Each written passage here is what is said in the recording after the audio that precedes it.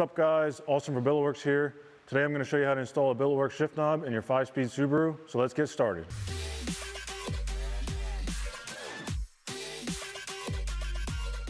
Now that we're inside the vehicle, let's go ahead and start by removing the stock shift knob.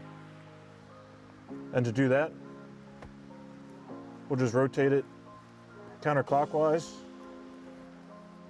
Might want to hold the boot in place so that doesn't keep spinning. Once you have that unthreaded, you notice it'll come loose, and we'll just pop the boot off of the shift knob. Then we'll go ahead and slide the boot down just to kind of get it out of the way. The next step is we'll take the lower piece of our adapter.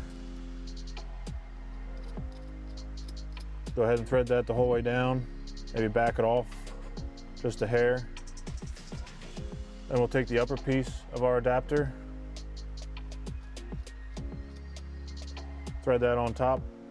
You can kind of snug the two together. Then you can take your Billetworkz shift knob. This one we have a gloss red weighted knob with a 5-speed gel prison WRX engraving. I'll go ahead and thread that on. Then what we'll do to adjust the engraving is we'll get a 17mm wrench, put it on the boot retainer portion, and just kind of loosen it up and rotate the knob until the engraving's straight. So I'm going to hold the knob still, just kind of maybe keep torquing it a little bit until it looks straight. Then I'm going to go ahead and snug up the boot retainer.